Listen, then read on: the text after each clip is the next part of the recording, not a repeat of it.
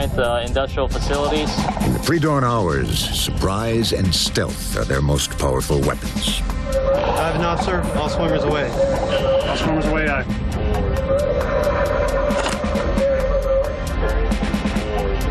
With our particular mission of inserting SEALs, they need a lot of information of beachfront profiles and the facilities in order to do insertion. Know exactly where the most vulnerable areas are. Transit to the target area, infiltrate over the beach. The weather, as we saw at the periscope, was very good. 1 to 3 foot seas, the twilight for the launch, and dark for the recovery. For the covert action to be successful, they must go in and get out before the enemy knows what hit them. Their mission? To supply and support local rebel units staging an armed uprising. In the capital city, tensions mount. More and more, war seems inevitable. Besieged government officials send out an urgent call for help. Allies of both sides converge. Now it's only a matter of time. Okay, let's do it.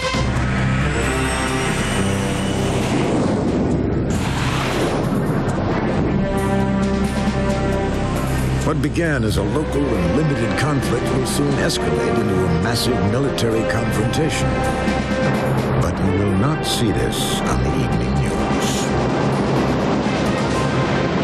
40 warships, 300 combat planes, 30,000 combat personnel, 2 enormous military machines squared off in the waters surrounding these 2 small island nations. Already, there's more firepower in these few hundred square miles of ocean than was deployed in all of World War II. But there is one difference. This is a peacetime military exercise, among the largest war games the U.S. and its allies have ever staged.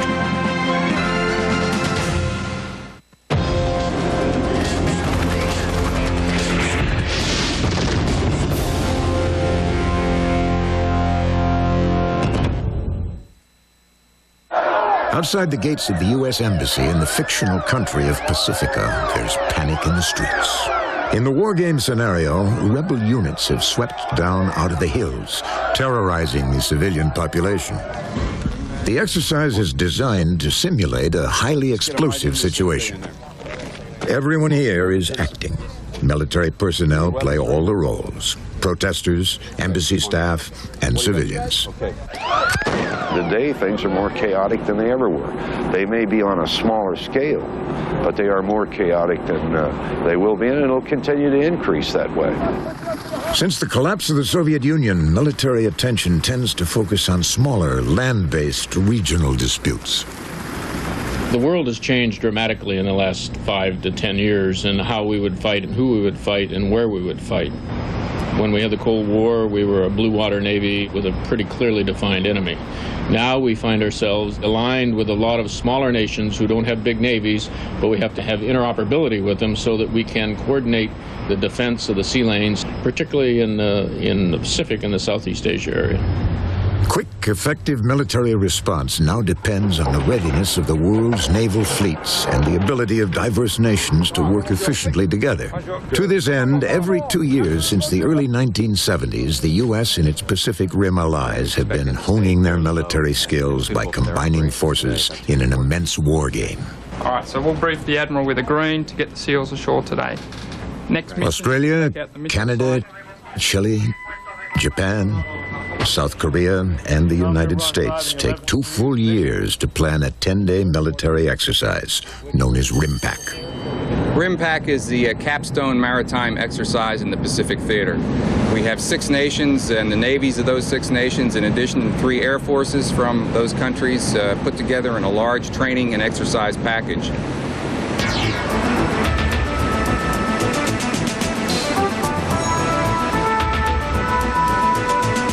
Steaming into the theater of conflict is a formidable fleet of ships, planes, and weapons that will make up the 2 opposing battle groups on each side of the war game. The battle group has as its centerpiece an aircraft carrier, 6,000 people, 70 airplanes. Around us are anywhere from 8 to a dozen ships with various roles and missions: air defense, anti-submarine warfare, We even have submarines attached to the battle group that support us. Each battle group is a self-contained, multi-dimensional fighting force. Each of the ships, planes, and weapons will play a highly specialized role in the unfolding battles.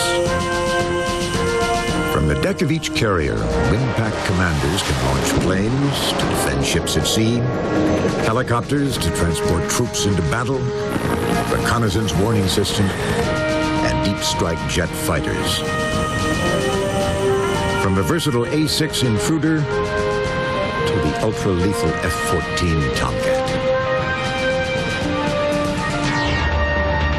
Together, it's a massive floating war machine, able to strike on land, sea, and in the air. The AAV, the amphibious assault vehicle, is able to strike from sea to land,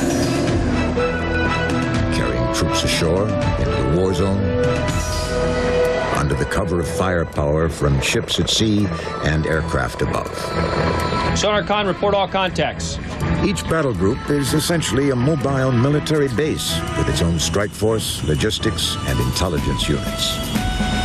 Information and reconnaissance capabilities range from state-of-the-art spy satellites to the Lockheed P-3 Orion, one of the most effective long-range patrol aircraft, hunting ships both on the surface and submerged. Beneath the water, the Chilean submarine Simpson is silent and swift. Able to run quiet and deep, it's considered one of the most dangerous hunters in the fleet.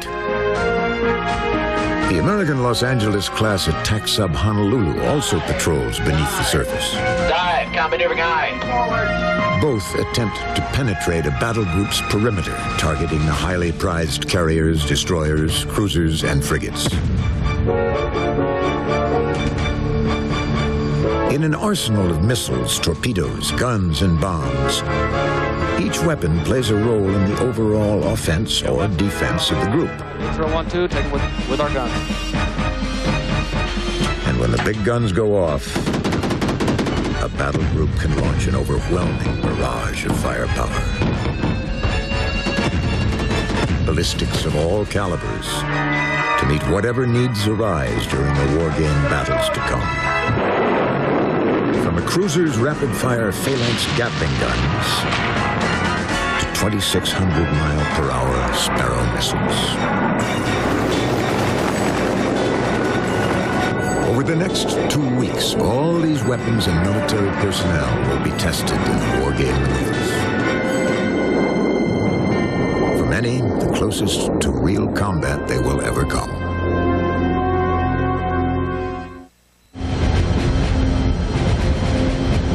Every exercise, to be somewhat realistic, has to be somewhat grounded in the real world. Although the scenario that the exercise is following is not tied to any real-world events per se, there are two fictitious nations, namely Pacifica and Capmid, that are having a regional dispute, and the exercise simulates a situation where a cooperating group of maritime nations, of which we're a part, are here to basically try to restore stability in the region.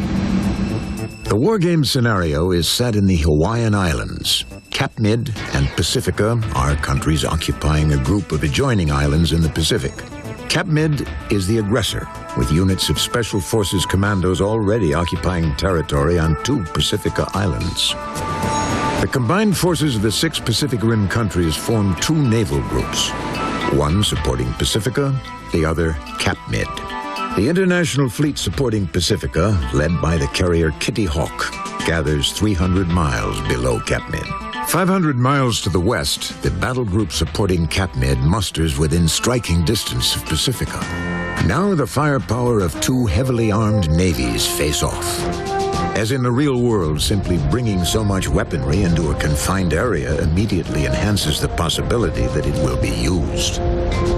For Impact, the Fleet Command ship Coronado will function as the base of operations, directing the entire exercise.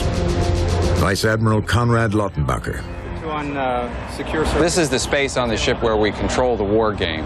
We have right here the script for the entire play of the events for the entire scenario. And my staff on watch here in the command center controls these events, passes out the information to the various forces in order to allow them to play this game. We control it so the level of play escalates from a peacetime presence up to a full shooting war. From the Coronado, the order goes out. Let the games begin. The forces in support of CapMed make a bold and aggressive first move, deploying the nuclear submarine USS Honolulu into Pacifica waters. In effect, moving a highly threatening war machine with massive firepower into the enemy's backyard. Commander David Jones. Right now, we're exiting the Pearl Harbor Channel on the base course out of the channel. Every submariner wants to get in water that we can submerge in and dive as quickly as possible. Now, this submarine's made for speed. We have an 18-foot diameter propeller, 30,000 shaft horsepower main engines, and it accelerates 7,000 tons at an enormous rate. Looking back behind the ship right now, you see the tremendous wake the ship leaves while it's on the surface. The immense power of the submarine, in combination with her advanced hull design, gives Honolulu a top speed of over 30 knots. Setting aft. The decks are awash. Decks awash, aye. Captain, the ship is ready for dive. We are in assigned water. Request permission to submerge the ship. Very well. Officer deck, submerge the ship. Submerge the ship, aye, sir. Diving officer, dive, submerge the ship. Submerge the ship, aye, sir. Chief of the watch and OMC, dive, dive. Dive! Dive! 4-6, full dive to fair water. 50 feet. Dive! Dive! 5-2, 5-4, 5-6, 5-8. The Honolulu acts as a silent stalker, searching for the Pacifica fleet while staying within striking distance of the Pacifica mainland until called on to attack. No close contact. Sorry, General, no close contact. As part of RIMPAC, we're going to be assigned to locate and engage the opposing carrier battle group. We have the capability to conduct precision strike, cruise missile tasking using Harpoon missiles against surface ships, launch torpedoes against surface ships and submarines, and also lay mines. In addition, the Honolulu will be responsible for keeping the highly strategic straits between two of Pacifica's islands free of enemy vessels. By opening the game so aggressively, the CapMed team sends a clear signal to the other side. They don't plan to back down. As the games develop, both fleets keep close watch on the other side. A Pacifica surveillance team sets up an observation post to prevent the passage of CapMed ships. In the escalating game of cat and mouse, they keep a tireless vigil over the same straits the Honolulu patrols from beneath the surface. I'm the lookout for the unit. I'm basically the eyes. The sonar unit can listen in the water, and radar can pick up contacts that are a little further out, but they can't usually tell what they are. We're monitoring the choke point that certain ships might pass through, and the islands to the west, we've got a pretty good view of what's between this island and that one, and if they try to sneak through, we'll get them.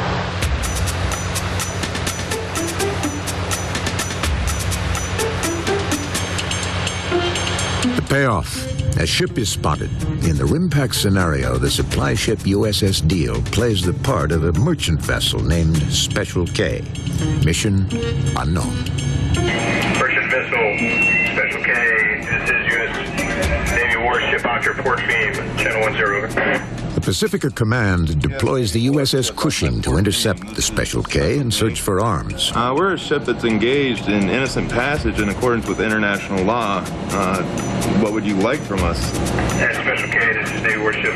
What is your cargo that you are carrying today? Over. Both sides are now on a hair trigger and proceed with US extreme Navy warship, caution. My cargo that is bound for Hilo, Hawaii is as follows. It's kerosene, some lubrication oil, machinery parts, and boats, over. One false move at this point could lead to all-out war. U.S. Navy warship off my port beam. This is Merchant Vessel Special K. This is the master speaking. What are your intentions with my ship? Over. Special K, this is U.S. Navy warship Cushing. My intentions are to close to 1,000 yards off your port bow. Over. Suspecting gun running, the Cushing dispatches an armed boarding party to inspect the deal.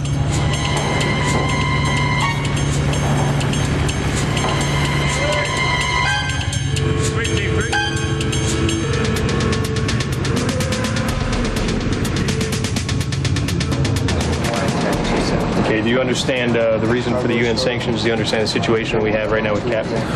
Not exactly, no. Okay, in the areas we've been finding arms smuggling and military supplies being smuggled from Katmid to Pacifica. And that's the reason we're boarding, to make sure we're supporting the UN sanctions on that. Okay. So you have, you weren't aware of those sanctions placed? We have 4 of these lifeboats, 2 on each side. We're trying to prevent Katmid from getting stores and military equipment into Pacific. We do have guns trained. We have the necessary might to basically take the ship down if there's a problem, or if they try to run, we can disable her. That's not a problem. Okay, is this clean for you, or good enough? Their paperwork is not in order. So that's my main discrepancy. Though empty now, it's possible the Special K has already dropped off its arms to Katmid forces and is heading back to pick up more. On the other hand, it might just be an innocent vessel in the wrong place at the wrong time. Right now we're at a point in the war where it hasn't escalated. There's certain skirmishes, and the two battle groups are starting to get in contact with each other. This is obviously not a time to start an outbreak. We want to keep things at the lowest level possible.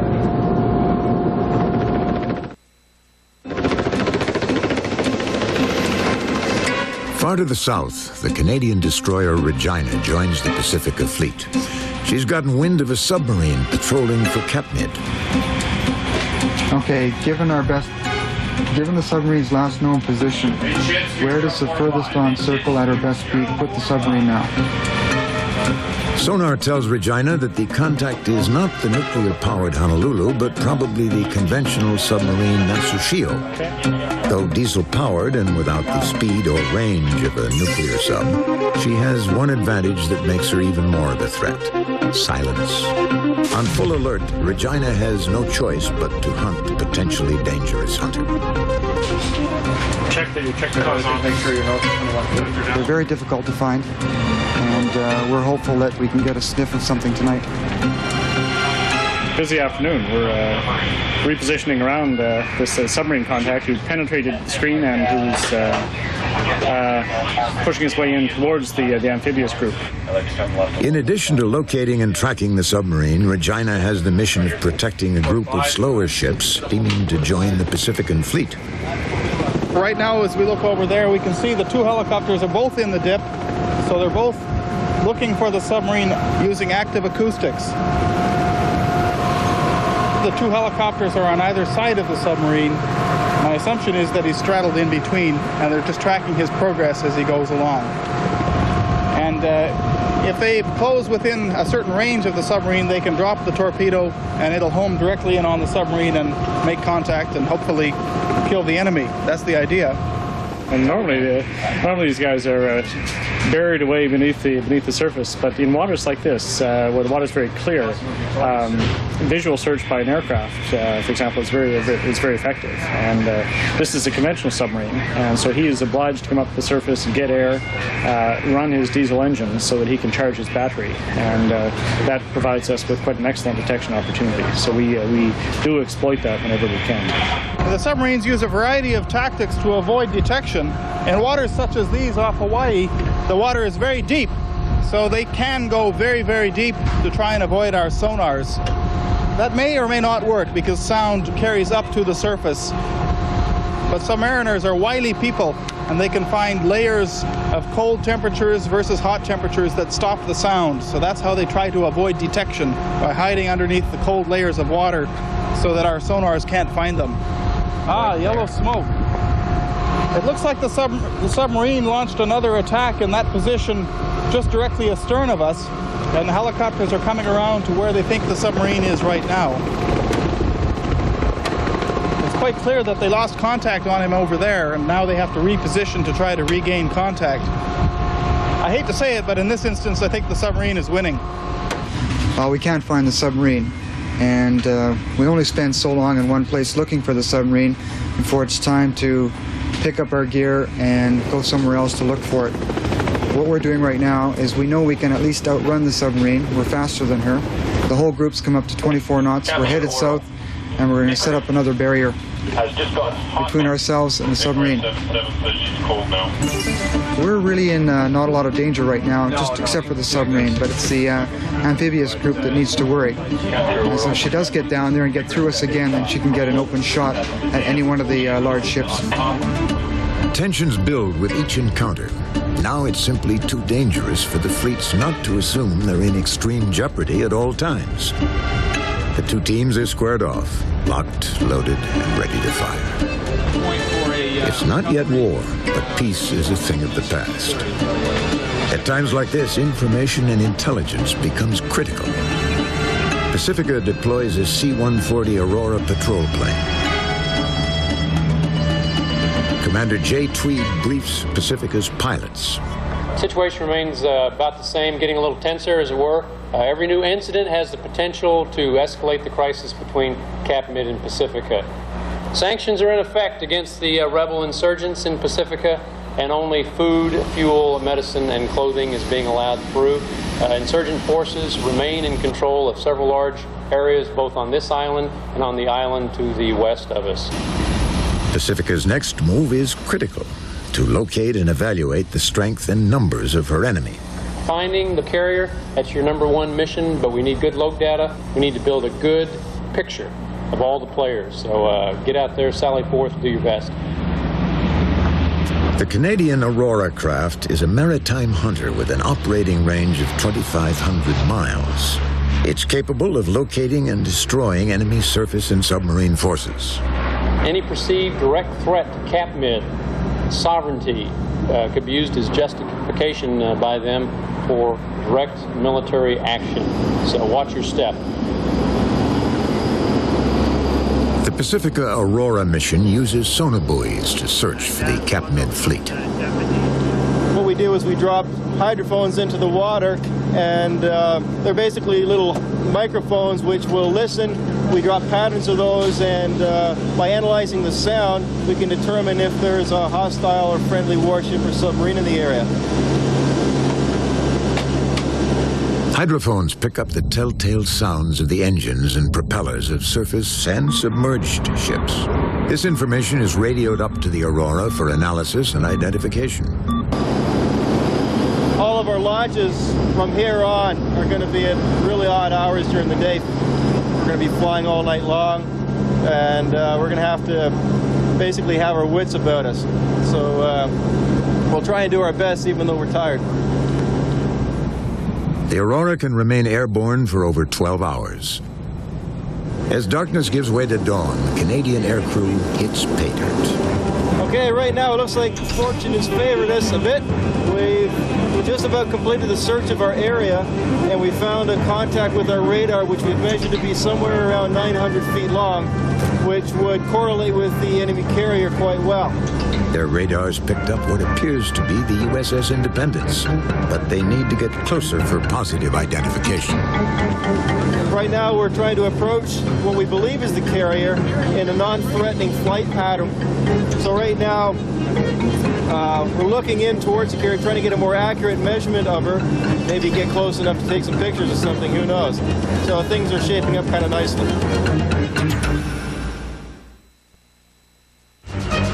Pacifica radar is zeroed in on the Cap Mid battle group. Whether or not they believe Pacifica is planning to attack, once their carrier is located, they must go on alert. That means arming and launching their planes. And once Pacifica sees Cap Mid planes in the air, they have no choice but to respond in kind. The pilots and Rios gear up.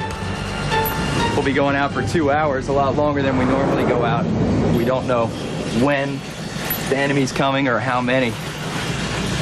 We're hoping to see some F-15s out there. The Air Force has got some F-111s and some F-15s, as well as some contract Learjets. So hopefully we'll get to see some of those guys rooting around trying to find the battle group. And that's basically our job today. Pick them out on the radar and keep them from getting too close. The battle will be fought using the highest technology available. Because the range of their weapons is so extended, the combatants may be firing at an enemy up to 50 miles away. I guess normal dogfighting like you see in the movies isn't really what we're going to do today. Hopefully, if we do our mission correctly, we never see the enemy. And we find them on radar and kill them before they're even a factor to us at long range. On the opposing carrier, Kitty Hawk, F-18s are called back to rearm and refuel for a potential skirmish with Cap-Mid forces. 614, you're cleared to Charlie, spot 4 in order.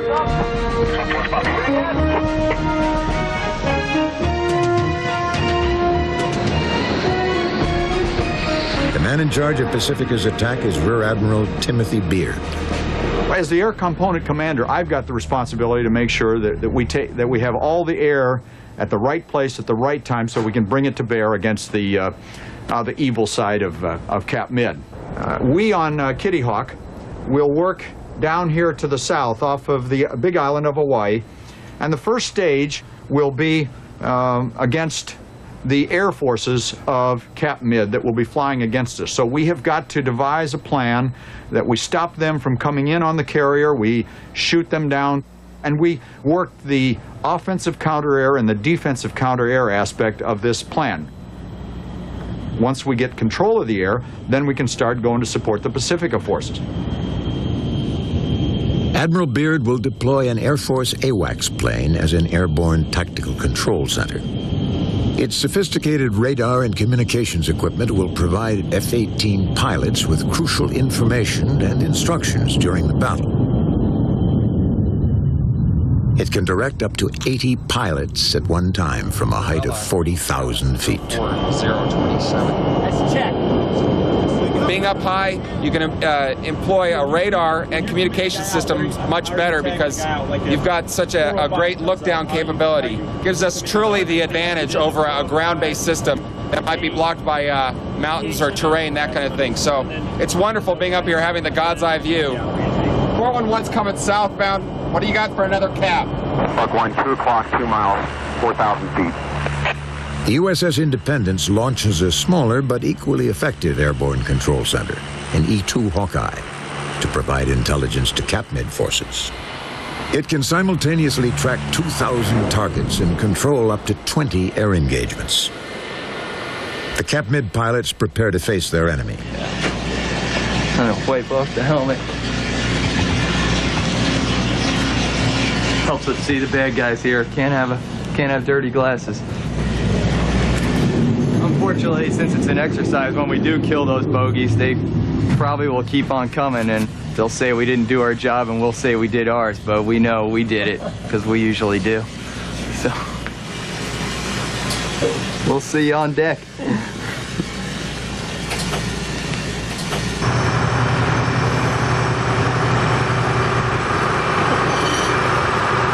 Although the F-14's an old system, it's a good system, but it takes a lot of user interface here. So the backseat guy really has his hands full running the radar and working the intercept geometry. My primary job here is to run the radar effectively and efficiently. I also talk on the radios and then give whatever co-pilot support to the pilot he needs. You got 2 sets of eyeballs, and that should be a very big benefit to us when we're out there today fighting these guys. Their enemy, F-18 pilots flying for Pacifica, take off from the Kitty Hawk. Set him up. Tomcat, 540, clear deck. 540, Tomcat, clear deck. 107, camp affirmative.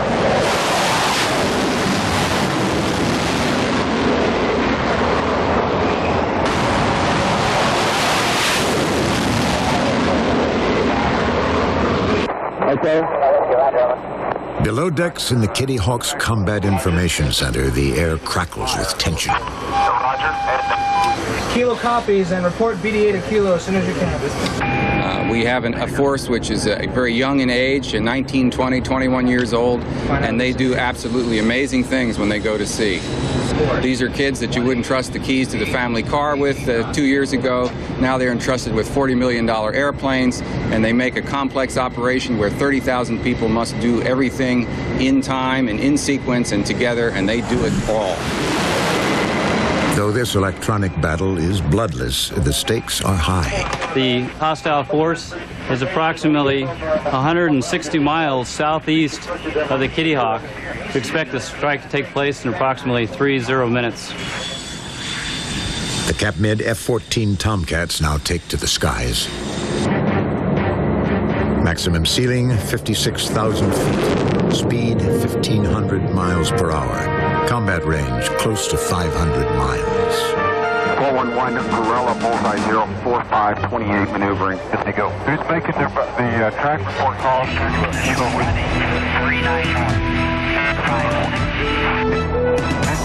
For the Pacifica team in the AWACS, attention now focuses intensely on their battlefield, a radar screen. Skip it off this guy, go down and find out this is one of our guys right there. Give him a vector. They give pinpoint instructions to their F-18 pilots. What do we know about that guy? Nothing.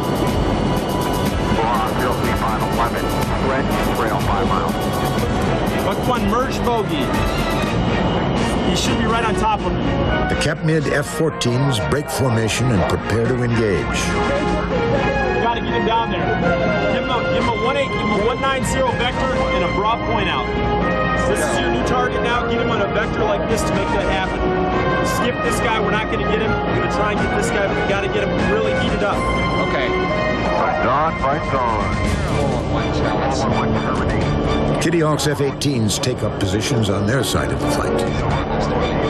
107 is up. 107 or 701? 107. 2 o'clock, 2 miles, 4,000 feet. Air-to-air missiles fly in electronic simulation as the two sides square off. The advantage shifts furiously as the fighters jockey for the best shot at their enemy. You got to get this guy going. Got it. Got it. 4-1 bogey. 4-15. Right on. 107, Charles. Stay with that bogey. Then, a perfect shot by a Cap-Mid F-14. Say it again. It's a kill. One F-18 flying for Pacifica, down. Passing it? I'm trying to find the second. Just put it out as a kill call. Heading home. 3 miles, 23,000.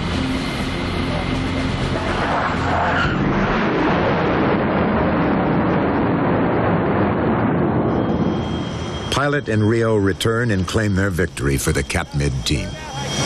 It was a good time. We only saw a couple F-15s out there, but we took care of them. Yeah, they didn't make it in. Yeah, it was a pretty good flight. Our TCS system was nice, and we just looked up there. Didn't quite have the fuel to go chasing them. Just take a look up there, and we see their F-15s, and pass that to the ship, who eventually shoots them down. So it all worked out super. In the first battle of the simulated war, Cap-Mid forces take the advantage. Pacifica lost 3 jet fighters, an F-18 shot down in the air battle, and 2 F-15s blown out of the sky by surface-to-air missiles. Pacifica's allies do not sit idle as 3 of their planes are lost to Cap-Mid forces. The Aegis cruiser USS Cowpens carefully scrutinizes the airspace over the theater of conflict. Using its phased array radar, the cruiser watches for any signs of Cap-Mid air missions. Air crews flying out of Cap-Mid territory are briefed on their mission. Find the Cowpens and provide targeting information for a retaliation strike. Preparing their P-3 Orion, they load sonobuoys, which will help them with their search.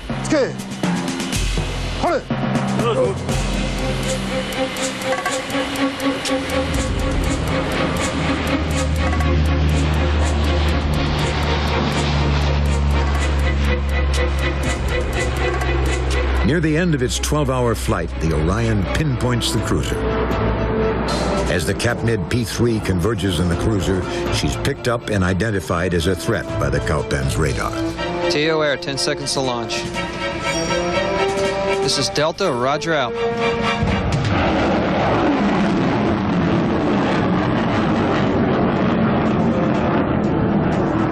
The Cowpens launches a Standard missile at an unmanned drone aircraft standing in for the Orion.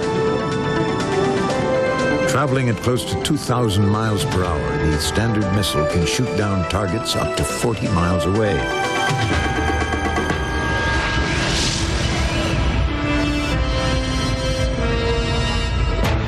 Capmid allies have lost a valuable intelligence-gathering aircraft. Both sides have now felt the sting of anti-aircraft weapons. The advantage is still in favor of Capmid.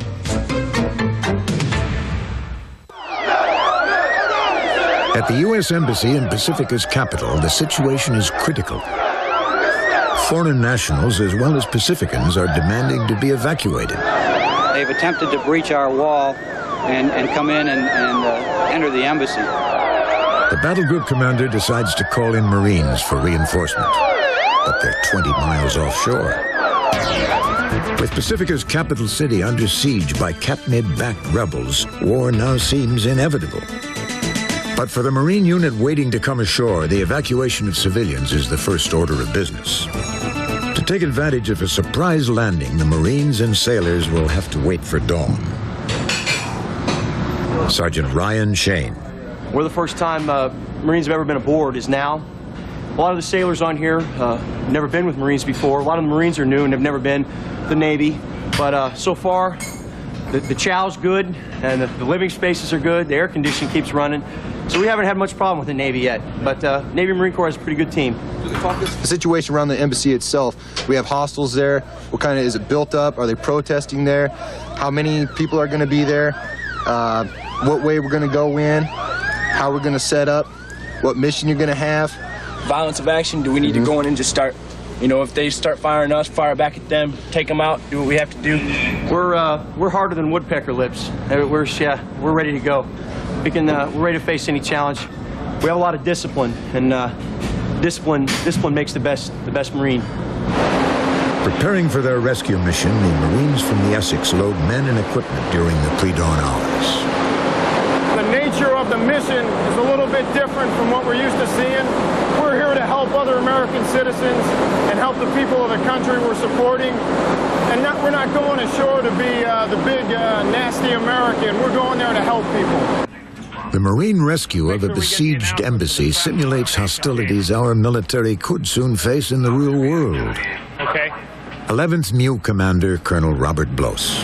The Marines have 21 different missions we can perform. One of those is the non-combatant emergency evacuation operation, and it's one we train for, and it's one we plan for whenever we deploy. We recent experience with that off the coast of Liberia, certainly in Somalia in January of 1991, conducted a NEO from that particular area, Saigon in past years, and also Phnom Penh, Lebanon. So it's a mission that is a very viable one for the Marine Expeditionary Units. From the well deck of the ship, LCACs emerge.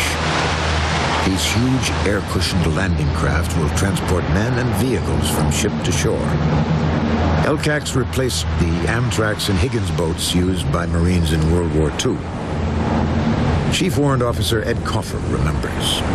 I think the Marine Corps started amphibious warfare. We always served aboard the naval ships. We used to put the nets over the side of the boats. We'd get detailed instructions on how to go down the net. They'd also tell you never look up, because if you looked up, sure enough, that guy with the machine gun would drop the machine gun down and kiss you in the face. I was on the beach of Iwo Jima remembering where people that I had met through the years had landed on that day in 1945. And the slope of the beach was tremendous. It looked like you would just step off the edge of the cliff. And I said, my God, how did they get the boats on this beach? Sure enough, they did. And they did it quite successfully. All the lessons we learned from those early boats, the Higgins boats, the Mike boats, are incorporated here today. And it cost us a lot of lives. LCACs have revolutionized beach landings and made the saying, "no beach out of reach," a reality. 4 gas turbine engines with over 12,000 combined horsepower provide the lift and thrust to carry it over the water. Big advantage is speed. We can go up to 50 knots. We can transit from quite a long way out to sea, hit the beach, drop off our troops, and head on back out there in a short period of time. My concerns here, I've got a tree off to my starboard that I don't want to run into, as well as some rocks on my port side, so I'm just going to try to keep her lined up here. Run straight up with speed control. While being a large, visible target, the LCAC can survive enemy shore fire due to its redundant engine systems and durable air cushion bladder. It can move up on the beach. We don't get our feet wet anymore. It's kind of like a roller coaster going in. Sometimes your stomach can start tossing a little bit. So if you're not very good with moving around quickly, it can be a little upsetting. But all in all, it's a very safe, smooth, comfortable ride. In just 40 minutes, 130 Marines and 50 tons of equipment have traveled over 20 miles.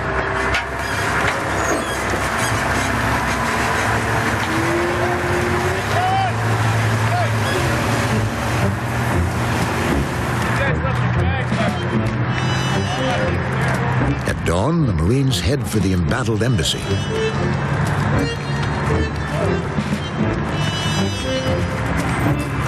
Impressive, this is impressive. 6 whiskey over. Roger, we're moving up to your paws, over. Roger, out. Last one.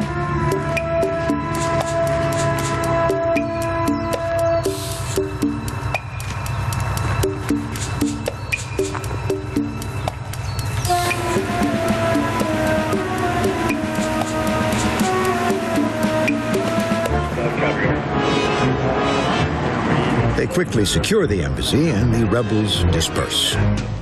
Marines station themselves on the roof of the embassy and erect a barricade in front of the building. They're now on the lookout for a rebel contingent that's been identified in the area. However, they're unaware that a sniper is closing in.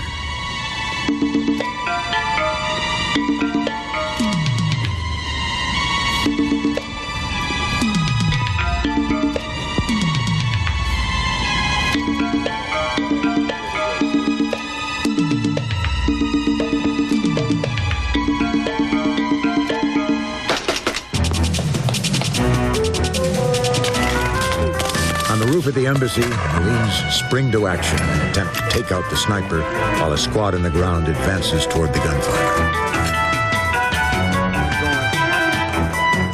Got movement over there.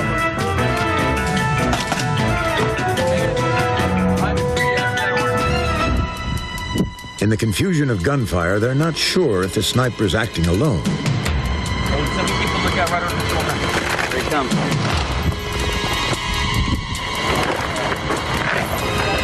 Hey, Boo, you watch over there. Got it?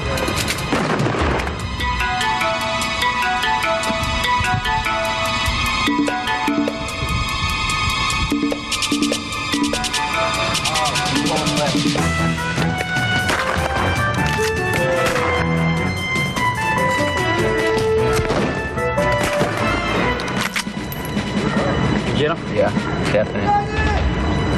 Headshot. That was a headshot. Is he dead? That's it. Sniper was killed. Good shot. Good shot, guys. He's dead. With the embassy secure, U.S. citizens and friendly civilians can be evacuated from Pacifica's embattled capital. Got her passport. We'll get a doctor.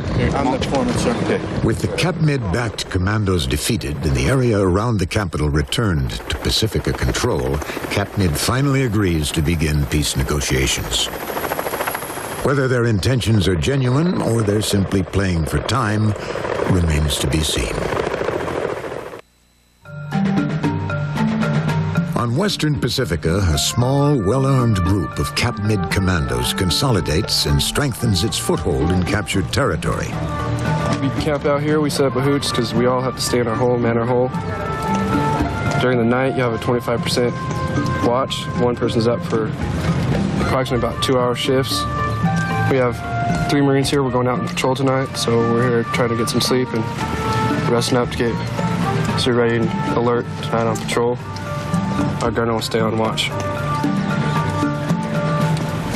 Whenever they come out of their LCACs, I'm going to wait till I see personnel coming out.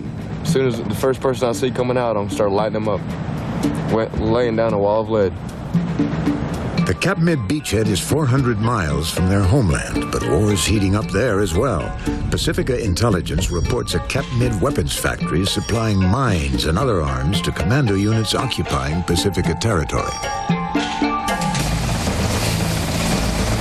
The Pacifica Battle Group commander deploys a special forces unit into Cap Mid territory to locate the factory. Aircraft from Pacifica Team's carrier Kitty Hawk will support the SEALs mission. The SEALs will be our eyes on the ground. This Air Wing has practiced with these guys prior to coming out here, and they do some marvelous work, and we can be assured that we're going to hit the exact target that they want us to because they're actually on the ground designating the target with a laser. Using the cover of darkness, the SEAL team advances inland towards the target.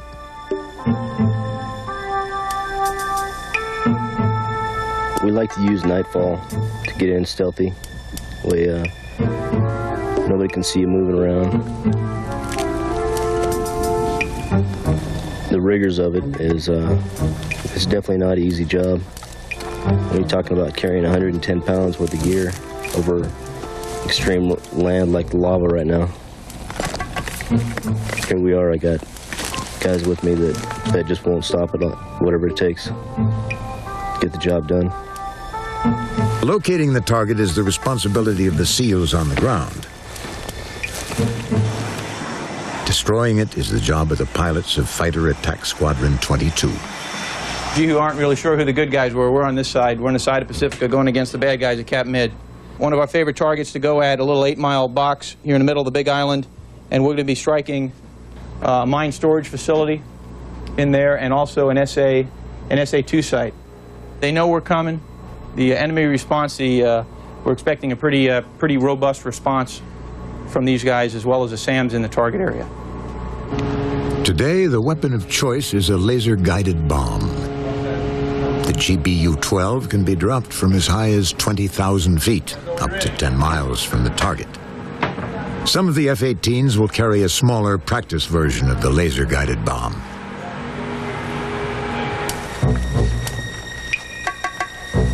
As day breaks, the weather looks clear. After walking 20 miles over harsh terrain, the SEALs reach the weapons factory, undetected. They confirm that mines are being produced and radio back to the Kitty Hawk.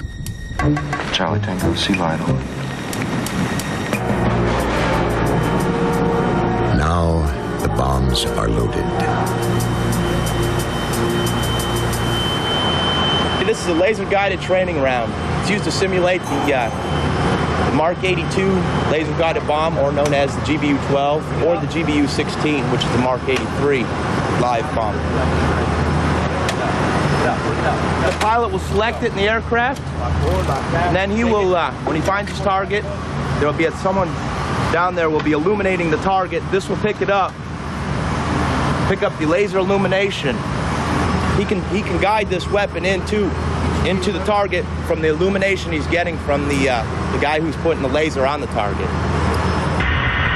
Right there you go. You've got a good designation right there. Pilots prepare for today's run by reviewing past missions. There it goes. It'll stick right there. Lieutenants Pam Carroll and Greg Harris are two of the F-18 pilots. It's the energy's getting dissipated by the clouds. One of the reasons I chose the Navy was, besides having a lot of family in it, the Navy gave the women the best chance to fly tactical jets.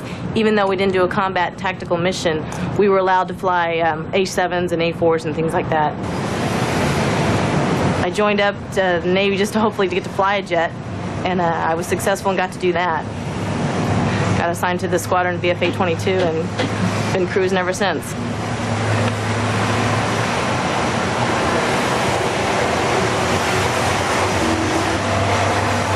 Pam Carroll is one of a growing number of female fighter pilots.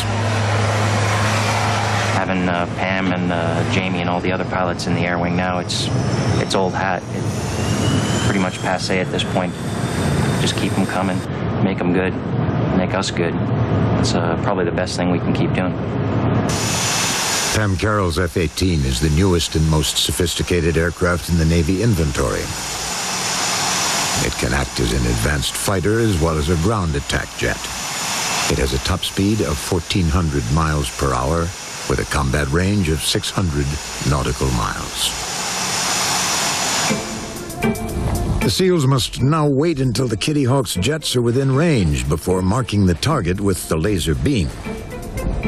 During the daytime like this, we got to stay as quiet and as still as possible. We want to make sure that anybody around can't see us, so we get down, make sure we look like the foliage. We come from the sea, we do our job on land, we maybe mark a target, and then we exit back to the sea.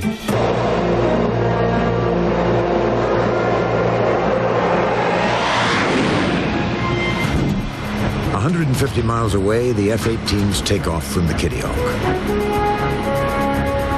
Pacific winds are driving light clouds towards the target.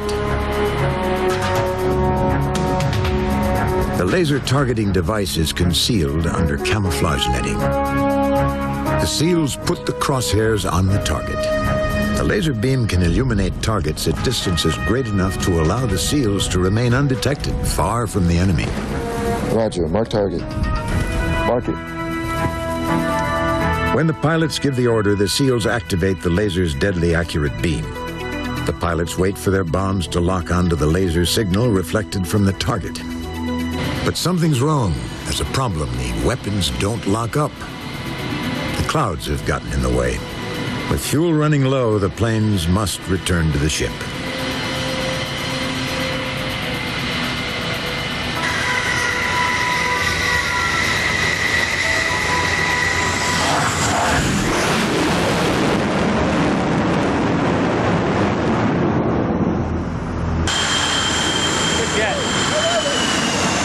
Except for not being able to drop.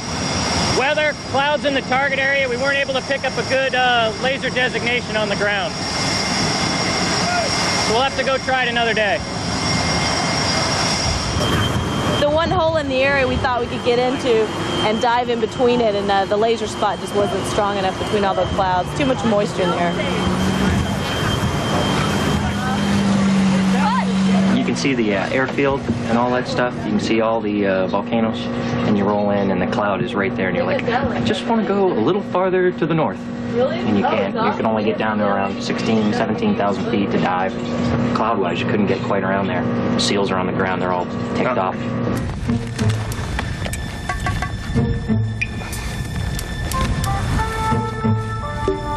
The SEALs will have to lay low in enemy territory until there's a break in the weather.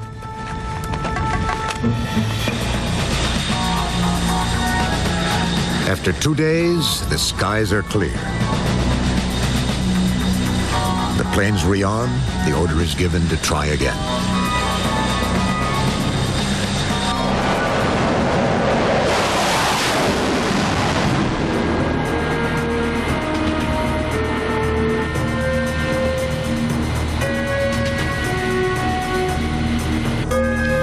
Mark it.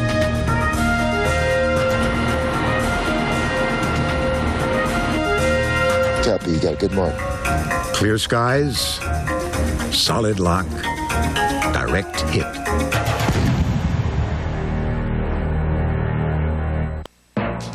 After Cap Mid's early success in the air battle, this round goes to Pacifica.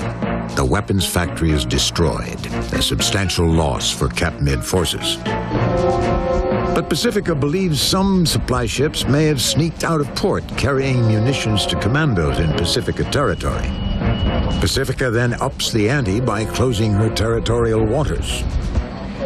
The USS Lake Erie, playing the role of a Cap Mid destroyer, challenges Pacifica's right to control navigation by sailing into the restricted sea lanes. Unknown warship, why are you in Pacifican territorial waters? This is Pacifican patrol boat. Over. Get a hold of the captain. We're being queried. Pacific Patrol Boat, this is Bilateral Force Naval Warship 7-0. I'm engaged in transit passage in accordance with international law. This is Pacifican patrol boat. Understand, but Pacifica has suspended transit passage. The mission at hand here is to conduct a freedom of navigation operation. The island of Pacifica has recently closed this strait that we're operating in right now, and we are sailing our Maritime Action Group through it to demonstrate that the sea lanes are still open and that the action that Pacifica has taken is perhaps not legal under international law. This is Bilateral Force Naval Warship 7-0. I'm engaged in transit passage in accordance with international law. The right of transit passage is non-suspendable. This is Pacifican patrol boat. I disagree. Are you steaming alone, or are you with other ships? Over. I am steaming with other ships. You place yourself at risk of counteraction if you fail to cease threatening action. Over. The Canadian destroyer Regina from the Pacifica Fleet finds herself facing off against the Cap Mid forces. It's her job to expel them from Pacifica's territorial waters. Commodore Gary Davidson is called to the Combat Information Center as war looms. Tell Algonquin reduce to effective sonar speed as she comes up towards 7 and 8. Well, the ships are doing a lot of posturing right now. It's a bit of a cat and mouse game. The Essex Amphibious Group is in this area, and we also have a couple of ships, the Paul Hamilton and the Lake area, which are shadowing the Essex. So there wasn't this much interaction a day ago, but now there's a lot of interaction between the two forces. So the tension level is a little bit higher. If you were to think of our two sides as cats in a backyard, and the two cats have been staring at each other, and they've gone from prowling around and staring at each other into the hissing and near combat stage. And I would expect that the next stage would be a fur ball, and that's what we expect very shortly. As tensions build, Cap Mid declares her waters off limits and gives the order to fire on any Pacifica vessel found violating this mandate. The order's passed to Commander David Jones on the Honolulu. SonarCon clearing baffles to the right. Helm right 8 degrees rudder. Chief Watch from the 1MC, man battle stations. 1MC, man battle stations. Man battle stations. The submarine finds a group of ships supporting Pacifica in restricted waters between two of Cap Mid's islands. Yeah, we have 3 new surface contacts. One is a possible carrier. Bearing it's 156er. Attention fire control party, we just gained 3 new sonar contacts, all classified warships. My intention is to proceed to periscope depth, verify the contacts, and engage at least 1 escort with Mark 48 ADCAP torpedoes. Carry on. Raising number 2 scope. Depth is 150 feet. Up scope.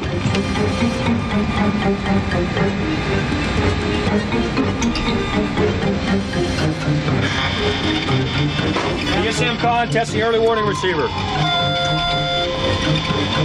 Test early warning receiver, test that. All stations con, proceeding to periscope depth.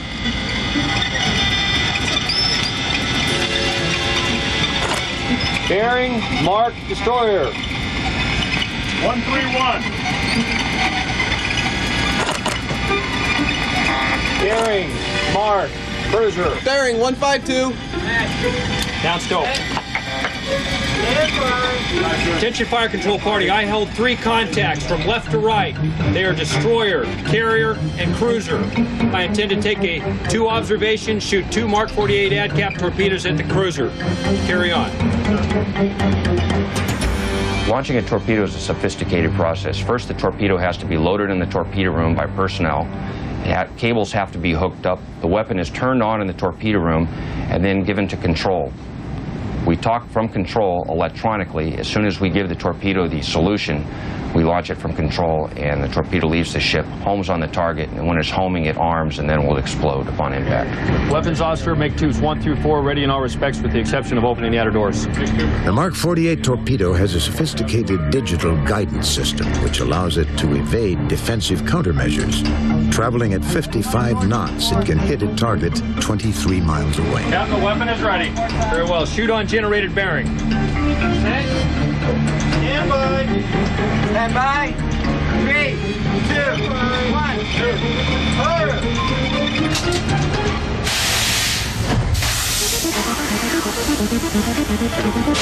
Torpedo course 136. Run to enable. 1600 yards. Normal launch.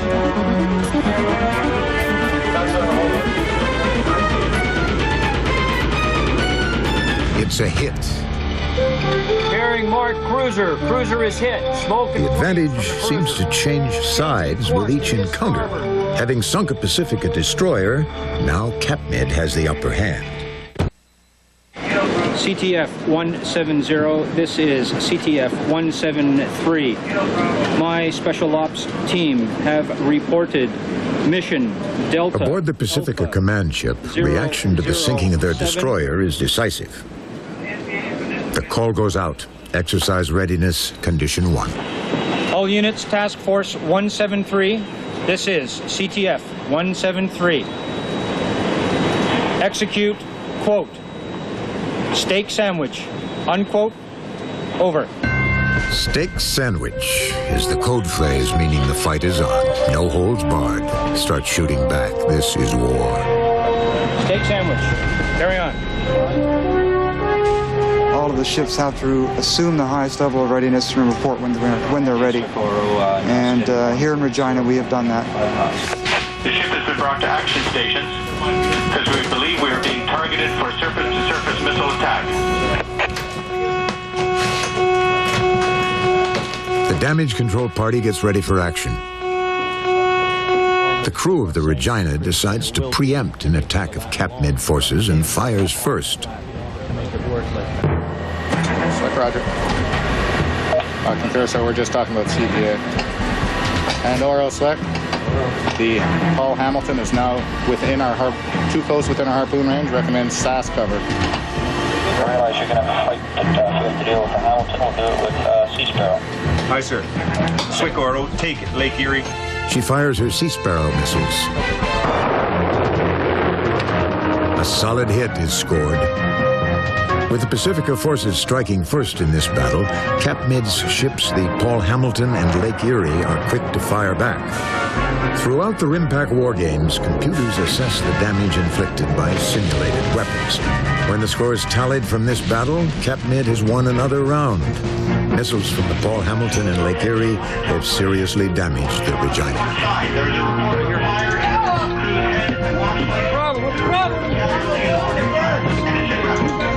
The Regina emergency party rushes into action. They fight simulated fires and rescue the wounded. All part of the RIMPAC exercise to prepare forces for the day the weapons, the damage, and the casualties are all real. Attacking the fire! After all was said and done, it looks like both Paul Hamilton and Lake Erie were assessed as kills. And they are completely out of action for the next 6 hours. But Regina also paid the price, and we are also assessed as a kill, so we're out of action now for 6 hours. All 3 ships engaged in the battle are considered sunk. CapMed has lost 2 ships, the Paul Hamilton and the Lake Erie. Pacifica has lost 1, the Regina. During all exercises, we make it realistic. We do that particularly for the training of the crew. We make the process you see looks realistic. The only things that don't happen is we never actually launch an exercise or a real weapon, and it never really hits. The USS Honolulu receives orders from CapMid Command to attack a Pacifica cruiser. Attention fire control party, we've just received immediate message traffic to execute turquoise harpoon tasking against a high-value enemy cruiser. Stand by. Targeting information from the MPA has been entered in the fire control system. The target is designated as Romeo 1. Very well, XO. Playing the role of cruiser is the Chilean destroyer C.S. Lynch. The Lynch, codenamed Romeo 1, is a former British naval vessel bought by Chile. We introduced the Super Puma helicopter in order to fulfill the requirements of anti-submarine warfare and anti-surface warfare. Combat Information Center on the Lynch, a sophisticated software program developed by the Chileans, evaluates intelligence from sensors on the Super Puma helicopter. They determine that the Honolulu is stalking them and may strike at any time. The damage control party in the Lynch prepares for an attack. Honolulu loads a Harpoon missile. Captain, the target is within weapons range. Recommend making tube 4 ready in all respects, sir. Captain, recommend firing for procedures, sir. Very well. Weapons officer, make tube 4 ready in all respects. Make tube 4 ready in all respects, aye, sir. Firing point procedures, Harpoon, tube 4, Romeo 1. Tube 4, Romeo 1, aye, sir. The target is within weapons range. The Harpoon loaded and tube 4 is ready for launch. Aye, sir. On the Lynch, readiness and effective fire control may mean survival. Incendio, sala bomba, popa, extinguido.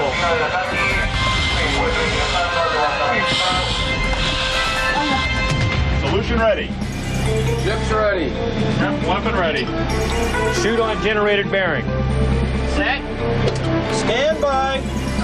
Shoot. Fire.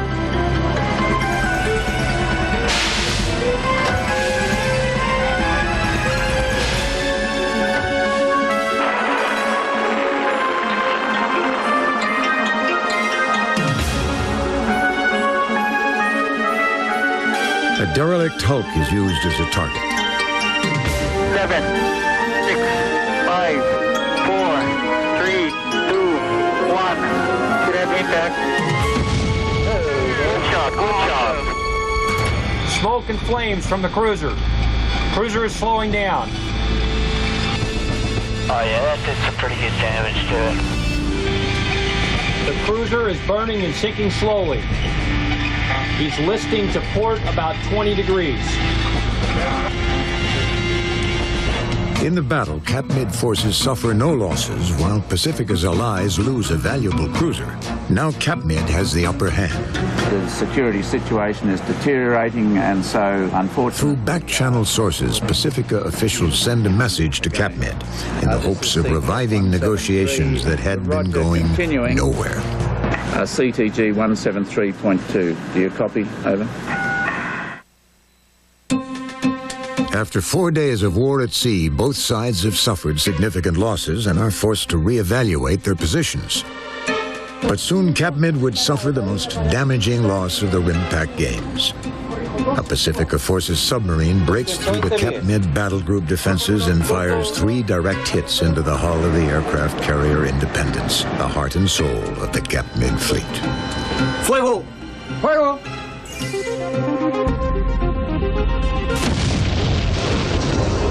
With the Indy out of action, CapMid is forced to respond favorably to Pacifica's latest peace feelers. As of today, there has been a ceasefire, and there have been some peace negotiations ongoing. The latest information we have is that these peace negotiations have broken down, and so we're expecting that the situation will again deteriorate and that further conflict is imminent. As the sun sets and the 2 battle groups, an uneasy ceasefire now quiets the night. And yet, both sides use the lull to jockey for better position should the fighting begin again.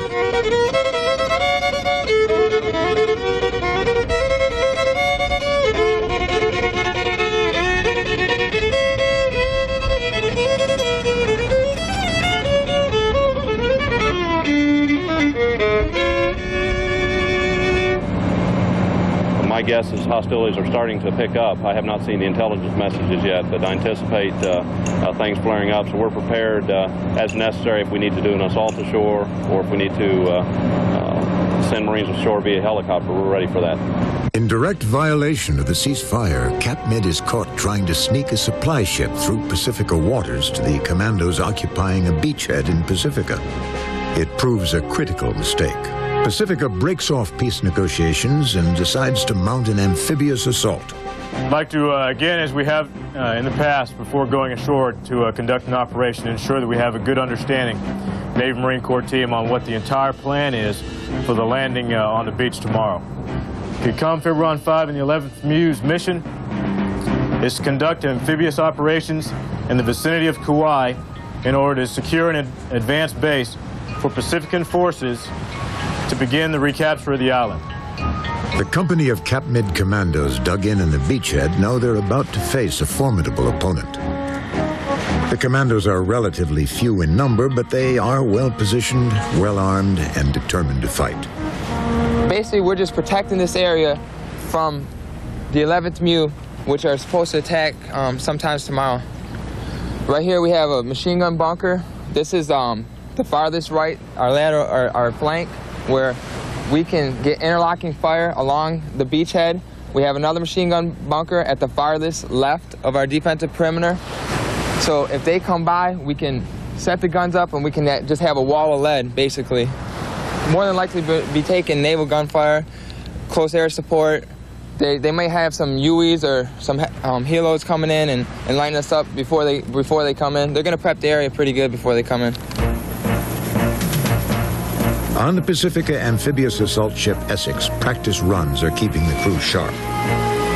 Key to the air launch operations is the ship's shooter, Lieutenant Judy Kaufman. She launches the airplanes. We are an amphibious assault ship, so we provide firepower on the scene as well as troop transports. The Harriers, Cobras, and Hueys are all a part of the fire support. The H-53s and the 46s are both part of our troop lift movement capability. The CH-46 transport helicopter will face enemy fire to get Marines close to the action.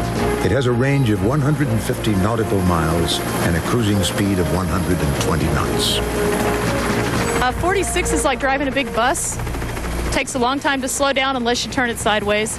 And you can take a whole lot of people to the mission, get them there, and that's a pretty neat aspect of it. Cobra gunships will escort and troubleshoot for the troop transport helicopters. The Harrier is a fighter bomber. What makes the Harrier different from the other aircraft or the other fixed wing like the F-18 and F-15s, the Harrier has the ability to land vertically and take off in short distance and land in short distance. The Harrier is highly maneuverable. Its vertical landing and takeoff capability is crucial where there is no airstrip. It's like the engine will put out 23,000 pounds of thrust, and the plane only weighs 14,500 pounds. So it's just natural physics. When you can put that much thrust in the engine, it's going to be able to lift up.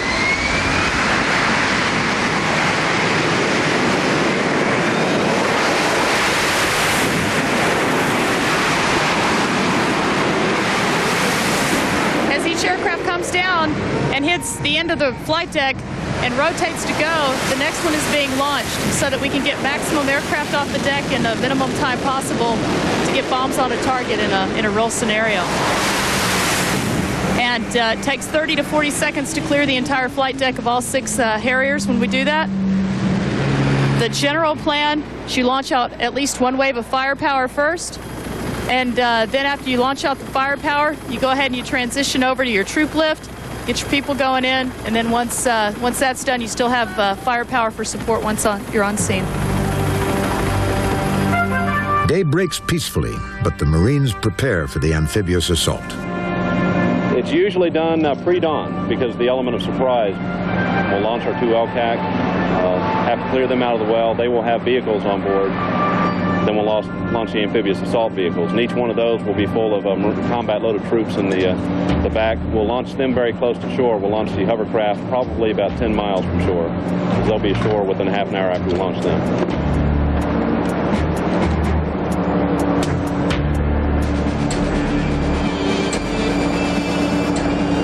Back to your next. They say that we're getting smarter. I myself look in the mirror, I don't see it very much, but the point of the matter is I'm a grunt, and I'm kind of partial to grunts. And no matter how many computers you have or lasers, whatever, a guy's still got to go in there in the weeds and chew some dirt, you know? Probably about 08 this morning, we'll go ahead and splash off the back, and we'll swim into the shore where we'll do an amphibious landing and get ready to conduct our operations. The Marines will mount a three-pronged attack to surround, capture, and destroy the CAPMID Commando Force. The first Marines will be dropped by CH-46s behind enemy lines to secure a position surrounding the commandos. Next, an amphibious force will be sent to a lightly defended area to the west. The third and most dangerous phase of the maneuver is the beach landing.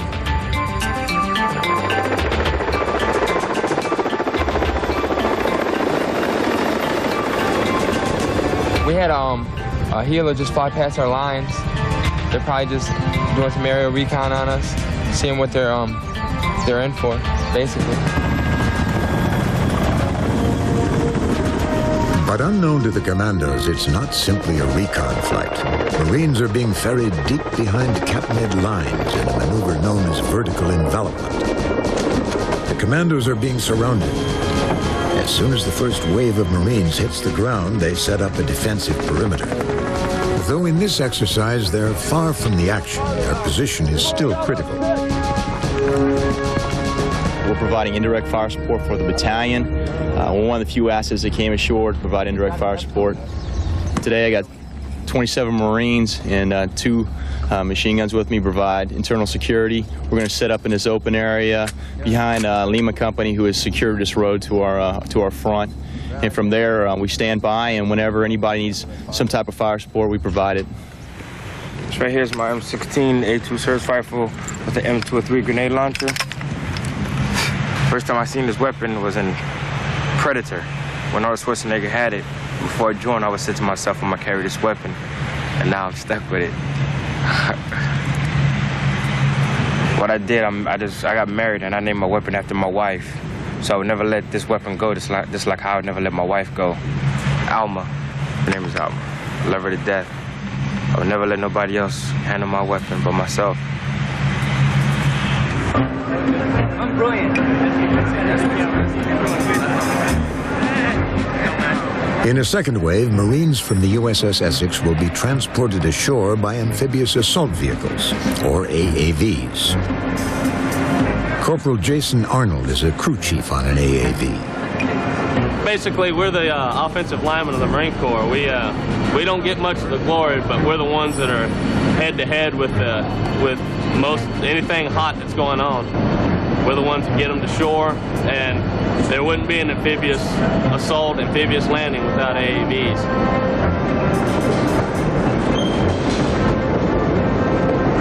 The AAVs weigh quite a bit. They don't make much sense if you look at them as far as something that would float. They don't even look like a boat.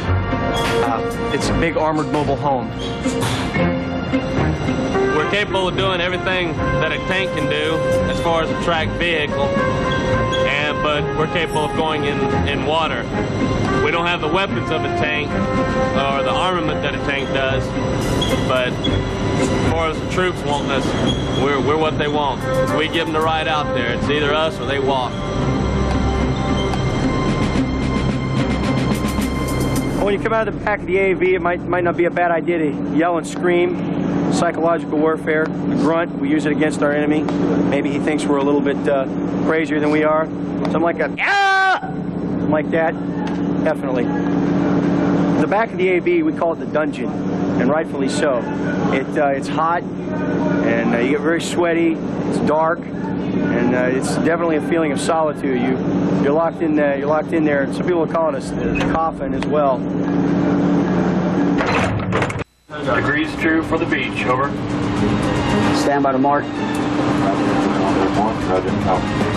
Splash, splash, splash the AAVs. The AAVs are the first to go. Stand by the mark. The faster LCACs will catch up with them for a coordinated beach landing. When they go off the back of the ship, they go completely underwater. And the water comes in like crazy, so it's kind of scary, but they're all right. They're not bad. It's a rough ride, though. A lot of Marines lose their lunch, so to speak.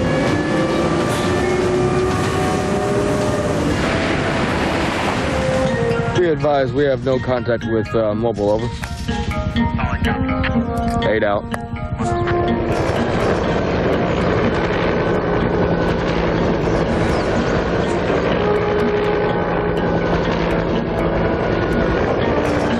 The commandos suspect they're being outflanked. In an effort to stem the tide, they shoot down one of the Cobra gunships. News of the shoot-down is radioed to the Essex. AP to booster, 1 Cobra down, no enemy in sight at this time. How about the pilots? No other information. The fate of the flight crew is the primary concern, Colonel Bloss. Okay, let's go. Been alerted.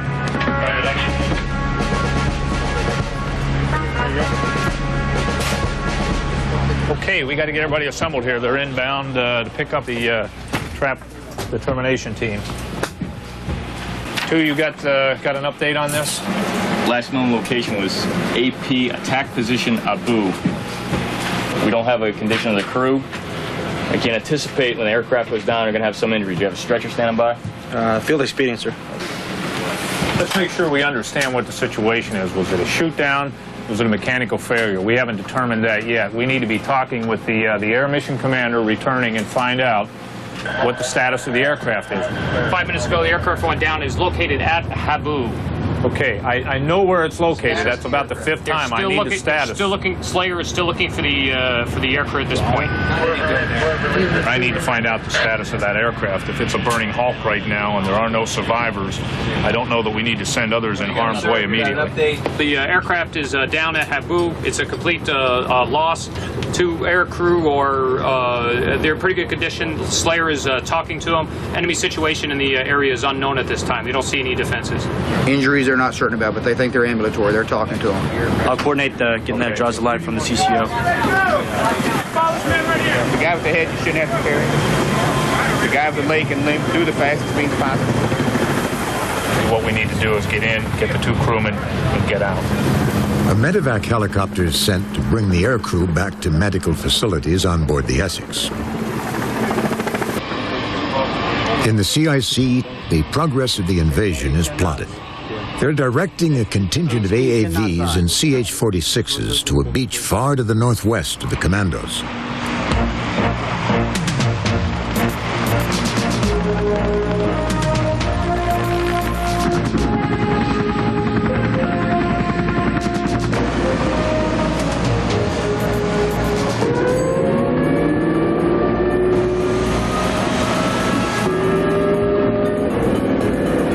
Simultaneously, the Essex is moving into position to release her fleet of amphibious assault vehicles.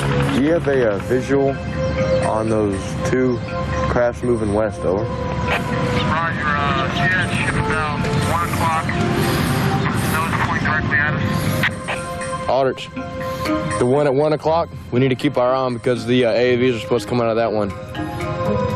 He said the ones in front of us are LCACs, but they're not worried about the LCACs. They're worried about the AAVs coming out of the ship right here. In the second contingent, a squad led by Sergeant Shane is about to hit the beach.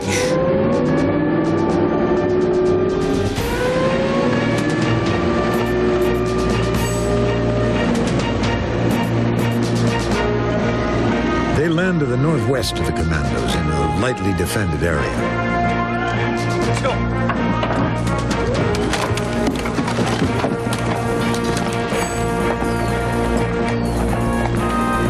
Pacifica troops spread out to surround the Capnid force.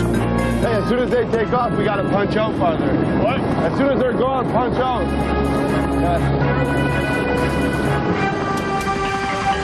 That's affirmative. They are moving towards the first ship, over towards the middle, over. Back with the main Cap Mid Commando Force. Roger, 8 out. You really can't make out what we have right now, but they look like LCACs because they're kicking up a lot of debris from the water. Request a updated position on the LCACs. LCAC 43 and 79. One red one, this is Brad Chance. Meanwhile, Sergeant Shane's squad moves towards their objective, a Cap Mid arms warehouse. What's going on? What we got is we have the road up here, building over here. Lieutenant has a sniper covering the building. Recon team went out around to make sure it was the right building we're supposed to be covering.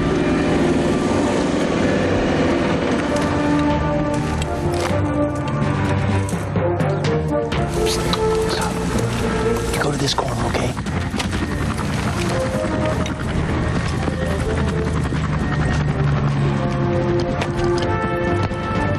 Update on the LCACs. Have they reported into Iron Gator yet? Go right down the line.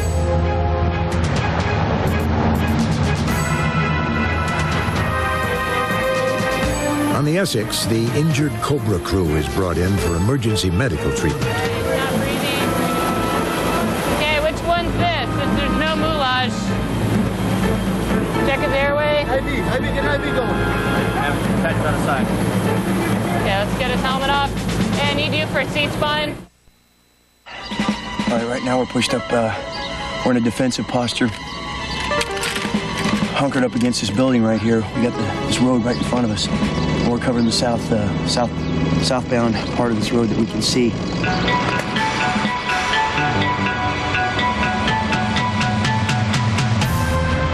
The third wave, LCACs and AAVs stream towards the beach in a final assault.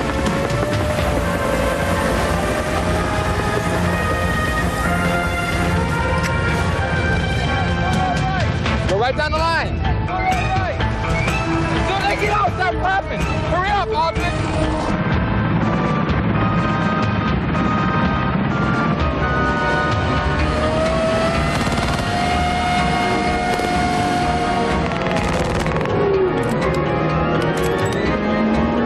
LCACs have touched down.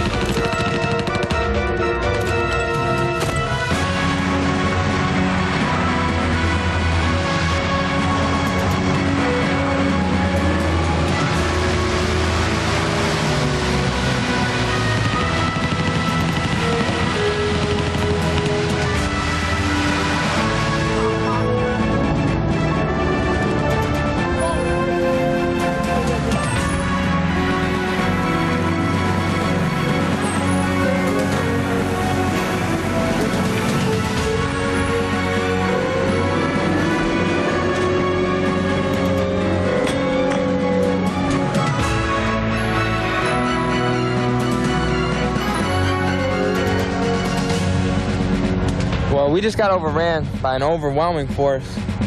We got approximately 50 Marines here.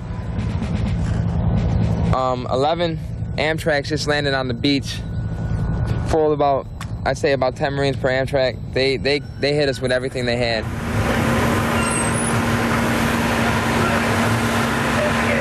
It looks like the amphibious assault has been totally successful, and we've overwhelmed the forces ashore. The readiness condition has been stood down to exercise readiness condition 5, which is basically peacetime steaming. So I would predict that the combat festivities are over. Losing the commando unit occupying the beachhead has broken the back of Cap Mid's offensive. Their other units on Pacifica territory have run out of supplies. They surrender. The war between Cap Mid and Pacifica is over. Me personally, at the end of this, I think Lesh and Keelan as well. We'll go maybe have a couple beers or something, mount an attack on a local watering hole and take it down by force or whatever means necessary. That's not so true for all the Marines, but what do you say, Les? Yep. Yeah, Semper Fi to that.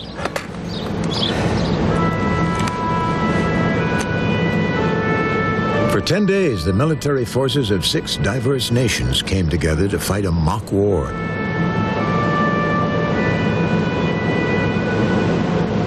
Now, steaming into the historic port of Pearl Harbor, they are reminded of the gravity of their mission. On December 7th, 1941, the bombing of Pearl Harbor sparked World War II. Pearl Harbor wasn't the only base that was hit that day. There was several other bases. Some have plaques all around. But this still remains the pride of the Navy. And as we pass the USS Arizona now, and its counterpart, this brings back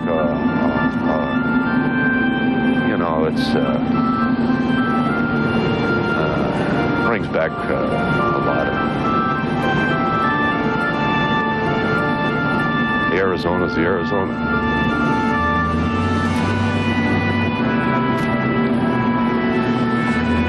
God forgive me for not knowing the right amount, but there's probably 2,500 men still buried there.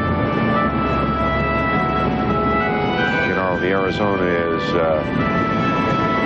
it's everything out here. You know, it's the Lincoln Memorial, it's everything right here.